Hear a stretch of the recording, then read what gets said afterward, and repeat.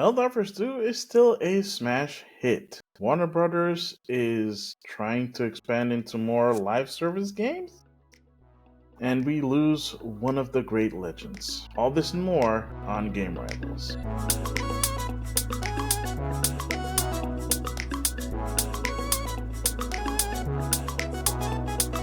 Hello and welcome to Game Rivals. Fellow rivals, how are you doing on this day? I hope you're all doing fantastic. I know I am. I'm doing pretty good myself. There is a lot of game news to go through, and I have selected a few that I think some of you would appreciate and like, or at least find something interesting about. So with that out of the way, let's get started on the latest gaming news. So let's jump right into the news with some Titanfall related news. There is a rumor going around that was brought up by Jeff Grubb that there is a new Titanfall universe game in the works, and he's saying it's not Titanfall 3, but it will somehow feature Titans. Now let's remember, the last time they gave us a new game in the Titanfall universe, it was Apex Legends, which is technically in the Titanfall universe. A lot of people love it. It's blown up way more than I think most people expected it to, especially how they rolled it out. And yeah, it is something that a lot of people enjoy playing. Now, at the same time, there's also a lot of people that want more Titanfall, especially after Titanfall 2's stellar single-player campaign, which left people wanting more. And they've been wanting more for a really, really long time. And there was a time that they were working on a Titanfall 3, allegedly. It was never confirmed or denied by EA or Respawn themselves, but we do know that there was a game in the works for Titanfall 3, or at least a potential Titanfall 3 that did not come out or get past any point of the stage where it could be seen by the common people, i.e. you and me. So this is something at least that I hope will satiate Titanfall fans when it gets officially announced and comes out. I would definitely love to see more of that. I actually did quite recently, and I will say this, it is pretty cool. The traversal in the Titan is not something that I expected to be as smooth as it is, but it is, and I love going ham in the Titan, but also out of the Titan. The whole traversal thing, after playing that, I understand why people enjoy it. I also understand why people gravitate towards that kind of locomotion in Apex Legends. Does it make me a better Apex Legends player? It most certainly does not.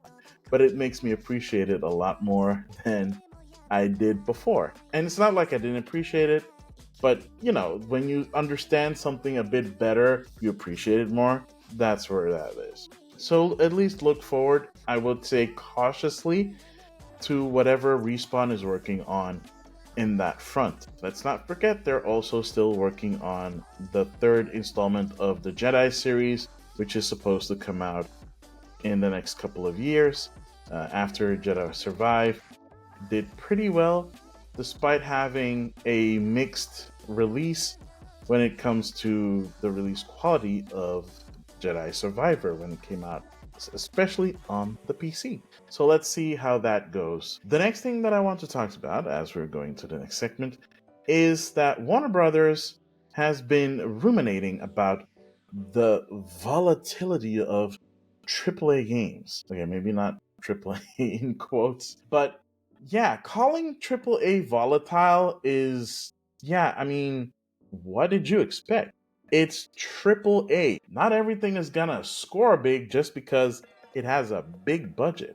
And yet, a lot of publishers have this weird idea that if you throw money at the wall and make a game by committee, that is gonna sell a lot.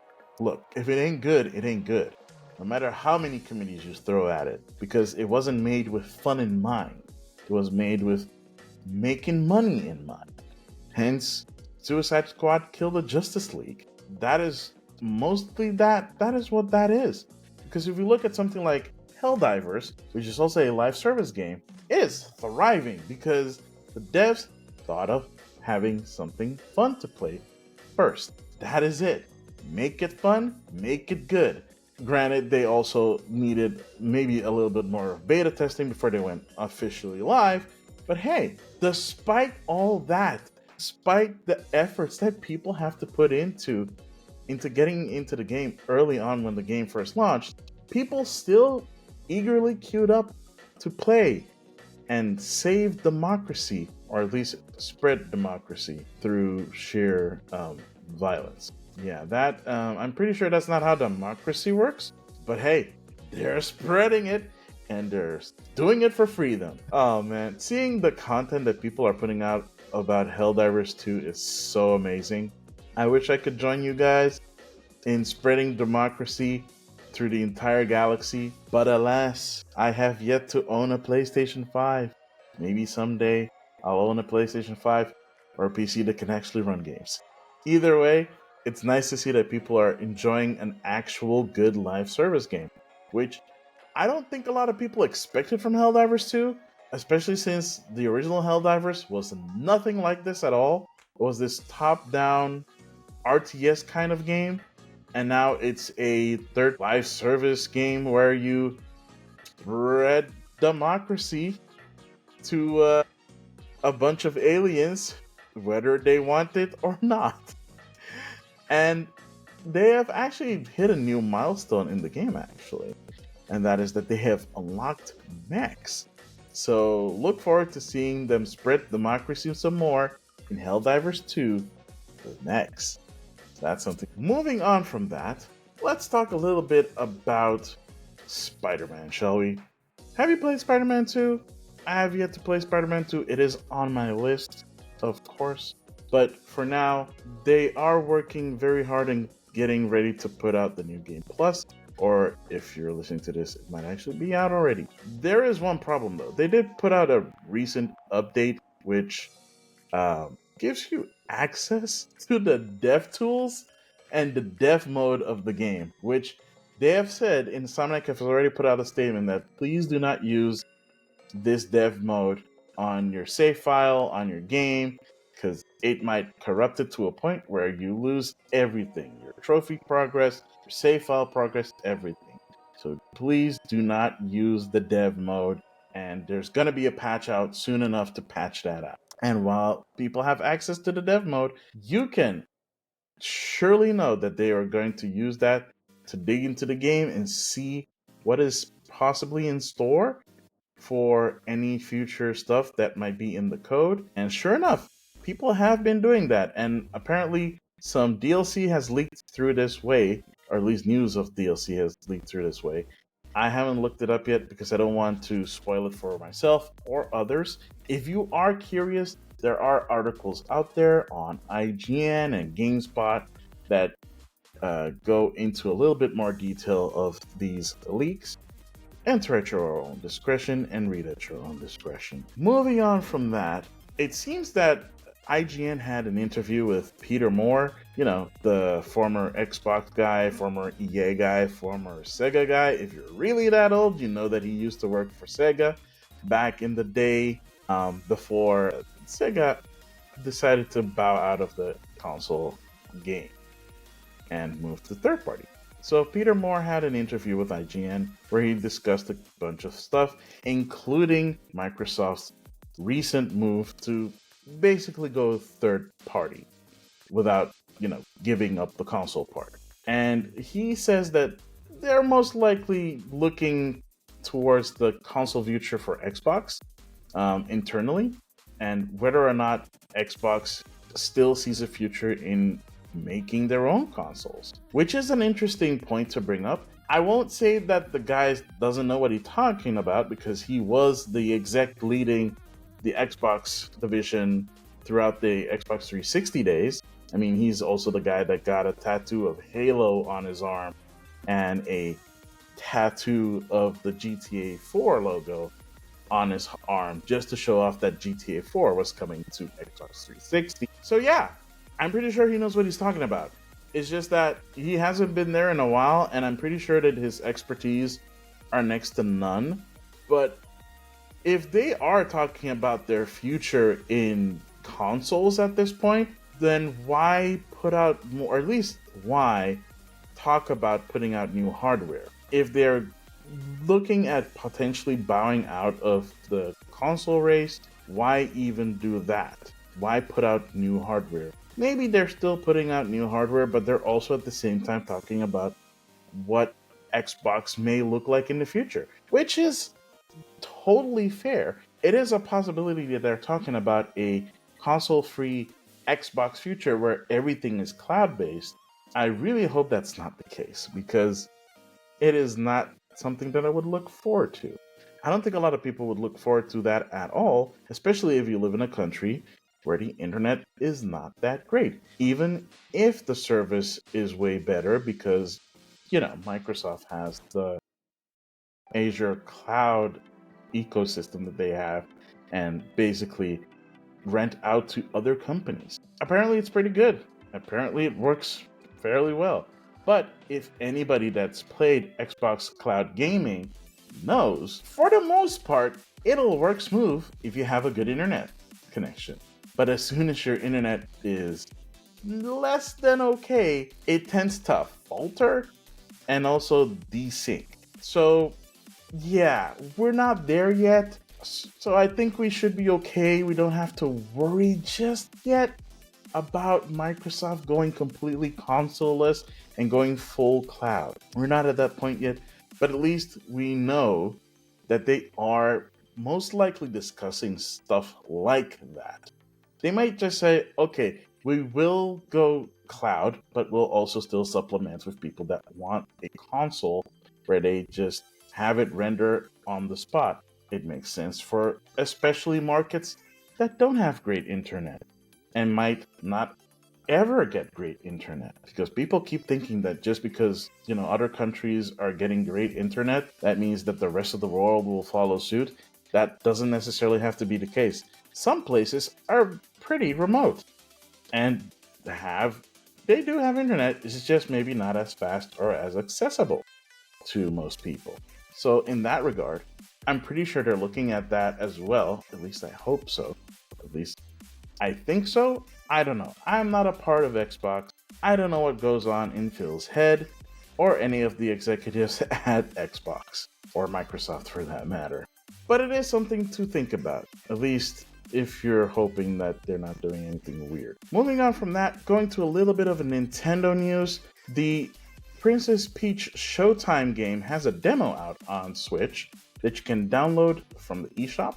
So if you haven't checked that out yet, check it out, see how that is. And it looks interesting. Apparently people have dug into the files of demo, of course, and they're able to figure out who the developer is. So people that actually worked on the game. And it's Goodfeel, the same developers that did the Yoshi game on Switch as well. I forget which one real quick. I think it's Crafted World. Yeah, it's that one. It's Crafted World. So they worked on it as well, but for some reason, like with that one, they did not put in the game specifically that Goodfeel is working on it, even though it is like in there. They're also using Unreal Engine 4, just like they did with Yoshi's Crafted World, which is good. But yeah, it's kind of weird that they are not sharing that information. At least not as readily as they're sharing that they are working with Bandai Namco. That makes way more sense because they literally made a separate studio at Bandai Namco that focuses exclusively on Nintendo games. I'm saying Nintendo games because at the moment they are working on Switch, but you can also probably imagine that they're also working on whatever the Switch successor is going to be. Whatever games that are also going to be out on that system, they're probably working on that too. So Studio 2, Studio S, which is what they're called, probably have their hands full on whatever it is that they're working with in tandem. And at least it's nice to know that a developer as Goodfeel is also there working with Nintendo. I kind of wish that Nintendo would give them at least some credit in that they're developing the game. I mean, what's the harm in that to let them know that, oh, it is still published by Nintendo. It's still a Nintendo IP. It's just that somebody else is working on them and doing the, the hard work, the actual work put into like have the game made. Maybe it's a contractual thing. Maybe they're like ghostwriters. You know how that is. Like you have a ghostwriter that writes for someone else. Maybe it's something like that. I don't know. Do they have something like that in the game industry? I know that there used to be in the past that you had smaller devs that did, work for hire to make games, and then like big publishers would publish their games. LGN, if you're any familiar with like retro games, you'll probably have heard of the publisher LGN. They were a toy company. They didn't make their own games. They always hired another company to make games for them. So maybe it's something like that. Who knows? In any case, check out Princess Peach Showtime, I guess. That's the message coming from there. I have downloaded the demo. I haven't checked it out myself quite yet, but from what people have talked about that have played the demo, yeah, it's probably geared more towards younger kids. It's not super duper complicated with the gameplay, so don't expect anything like super complicated or intricate like that, but do expect a fun time overall. So that's a little bit of Nintendo news. We're still waiting on that Nintendo Switch successor news, which we probably won't get this year, but who knows. Nintendo has done weirder stuff in the past, and I wouldn't put it past them to do weirder stuff in the future. Lastly, there is one more news article that I want to talk about that is video game adjacent, not necessarily video games, but I still wanted to talk about it nonetheless on Game Rivals. And that is the untimely passing of manga artist Akira Toriyama, who recently passed away due to a hemorrhage in the brain. And my heart goes out to his family and his friends and his coworkers at his companies, and of course to all the fans, including myself, that we've lost one of the greats, and who is undoubtedly probably an inspiration to a lot of people, including gamers as ourselves. I mean, I grew up with Dragon Ball Z. It was one of the first anime games that I ever played. I played Dragon Ball Z Super Butoden 2 for the Super Famicom. And yeah, that was my first introduction to Dragon Ball. And there have been a lot of games that have been touched by Akira Toriyama's art, most notably, of course, the Dragon Quest series. And of course, if you're a JRPG fan, how could you not remember that he also had a hand in the character design for Chrono Trigger? And it's like he has touched like so many facets of our lives, through his manga, through the TV shows based on his manga, through the games based on his manga, and even through games based on his art style.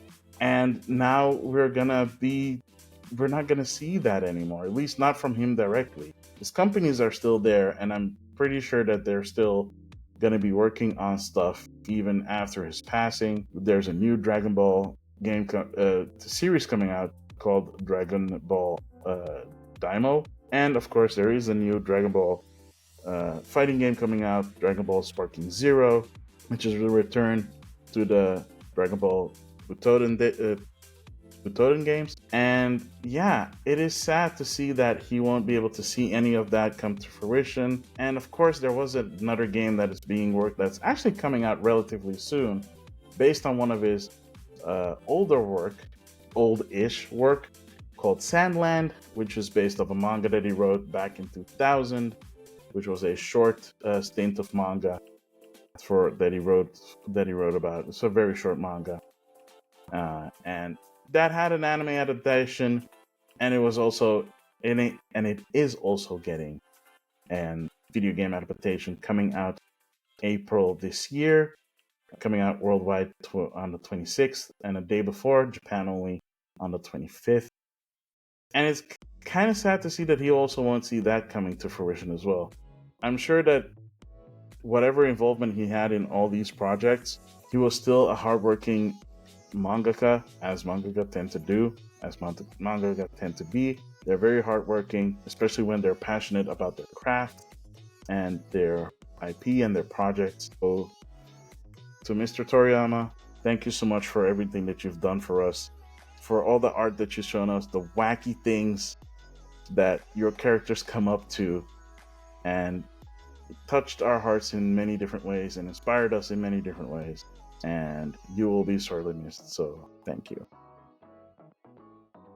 And that is the end of another episode of Game Rivals. Thank you so much for listening. Thank you so much for watching. If you're watching this on YouTube, don't forget to leave a like, comment, subscribe, hit that bell notification so that you get notified once a new episode goes live. If you're listening to this on your favorite podcasting app, spread the word. We're on every podcasting service available. We're on Google Podcast, Apple Podcast, Amazon Podcast, Stitcher, Overcast, Pocket Cast, you name it, we're probably there. Just look us up there on any podcasting service. You can also contact us via email, which is gamerivalsfeedback@gmail.com. You can also contact me on Instagram, instagram.com/Maximilian_X. You can also find me streaming, usually 2 days a week, whenever possible, which is twitch.tv/Maximilian_X. And yeah, I guess that is it. Thank you so much for listening. Thank you so much for watching. I have been and always will be Maximilian X, and I'll see all of you beautiful rivals next time.